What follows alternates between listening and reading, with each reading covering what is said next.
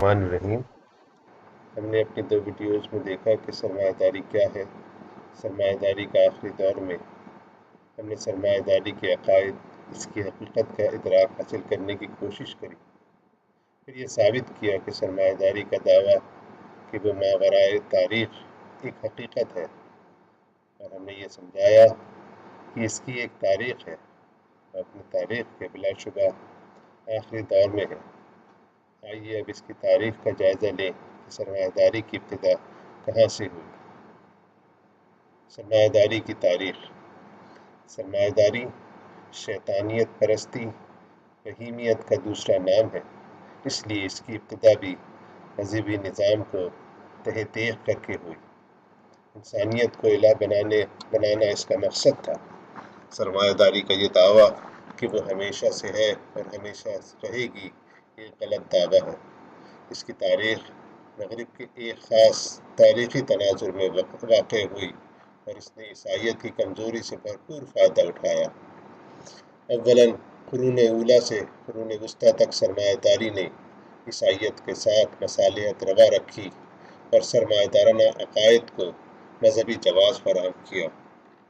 مذہب کے عقیدہ آخرت کی جگہ مغرب کو یہ باور کرایا کہ اصل کامیابی تو دنیاوی کامیابی ہے، اس کو زیادہ سے زیادہ حاصل کر ہی اللہ کی رضا حاصل ہو سکتی ہے۔ اسلام کے ہاتھوں ہسپانیہ کی فتح سے مغرب اسلامی تعلیمات سے روشناس ہوا، مگر عیسائیت نے اسلام سے ہدایت کے بجائے گمراہی حاصل کری۔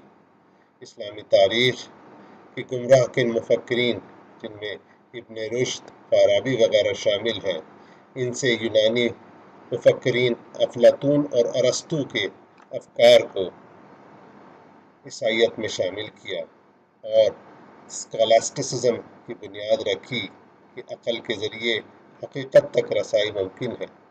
16ویں صدی تک عیسائی فکر اور روحانیت کمزور ہوئی، مگر اس کی انفرادیت اور معاشرت قائم رہی۔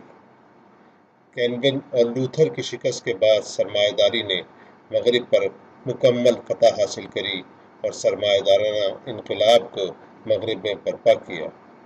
اب اس اجمالی خاکے کی تفصیل بیان کرتے ہیں۔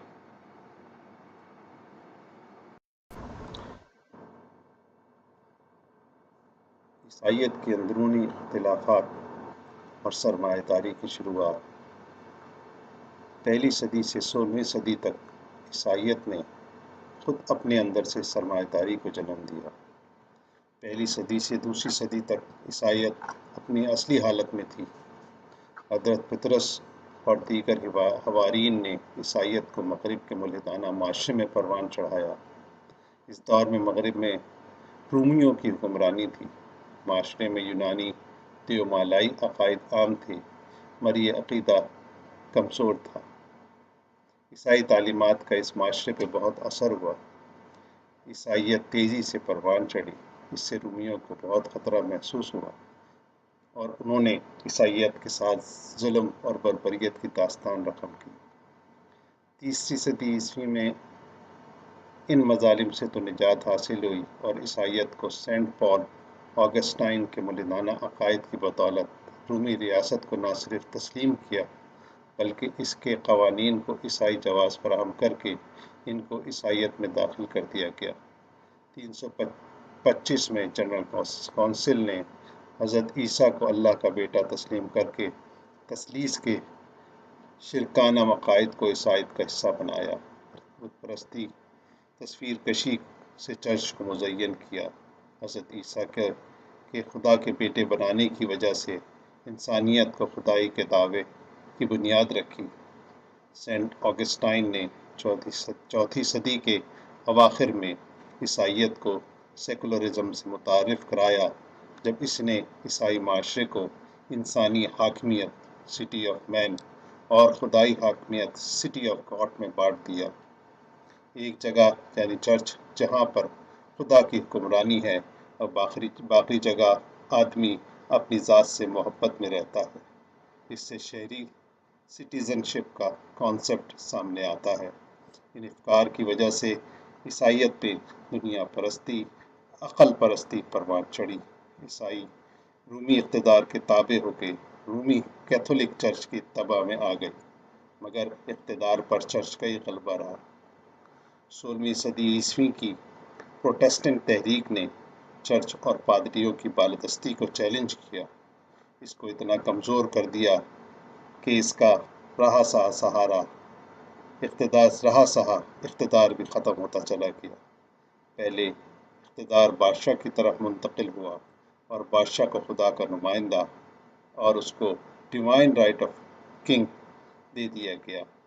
17ویں صدی میں عیسائیت نے اپنی آخری جنگ کیلوین کی سوئٹزرلینڈ اور کرومویل کی انگلینڈ میں سرمایہ داری کے خلاف لڑی اور وہ شکست سے دوچار ہوئی۔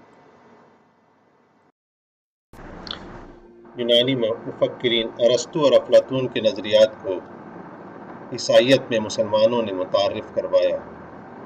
8ویں صدی میں سن 711 میں اسپین فتح ہوا تو ابن رشد جیسے ملحد ان کے رہنما بن گئے اور معتزلہ کی فکر کے نتیجے میں دنیا مغرب ارسطو کی معقولیات سے روشناس ہوئی۔ عیسائیت کی معقولیات کا جواز کے لیے ارسطو کی معقولیات سے رجوع کیا جانے لگا۔ اس منہج کو اسکالاسٹسزم کہتے ہیں اور اس کا مفکر سینٹ ایکوینس ہے۔ اسکالاسٹسزم کے مطابق حقیقت کے ادراک کے لیے صرف ایمان صحیفے کی مدد درکار نہیں ہے، بلکہ اس کو جاننے میں ریزن عقل بھی مددگار ثابت ہوتی ہے۔ ریزن کو وہ نیچرل ریولیوشن اور عقیدے کو سپر نیچرل ریولیوشن کہتا ہے۔ According to Thomas, God reveals himself through nature, so to study nature is the study of God۔ اس نظریات کی روشنی میں سائنسی علوم فلکیات کی بالادستی قائم ہو گئی۔ یہ دور بلا شبہ سائنسی علوم کی فوقیت کا دور تھا۔ سائنسی علوم کا مقصد یہ تھا کہ انسان تسخیر کائنات اس مقصد سے کرے کہ اس کے نتیجے میں کائنات کے نظام پر انسانی بالادستی قائم ہو جائے۔ عقل اور تجربے کی مدد سے کسی بھی چیز کو غلط اور صحیح ثابت کیا جا سکے۔ افلاطون کی فکر سے متاثر ہو کر عیسائیت نے ریزن کے ذریعے عیسائی عقیدے کو ثابت کرنا اور فلکیات کے علم کو عیسائی عقیدہ بنا دیا، جس کے بعد جب افلاطون اور ارسطو کی فکر کو عیسائی مفکرین نے خاص کر سائنسدانوں نے چیلنج کیا اور اس کو نامعقول ثابت کر دیا، جیسے کہ افلاطونی فکر میں جیو سینٹرک نظریہ کار فرما ہے، جس کی روح سے زمین کائنات کا مرکز ہے، مگر بعد میں ہیلیو سینٹرک نظریہ جس کے مطابق نظام شمسی کائنات میں کار فرما ہے کو کوپرنیکس اور گیلیلیو نے ثابت کر دیا۔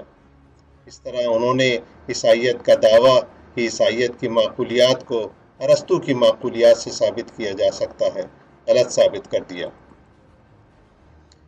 عیسائیت نے ایک طرف تو مسلمانوں کے ملحدوں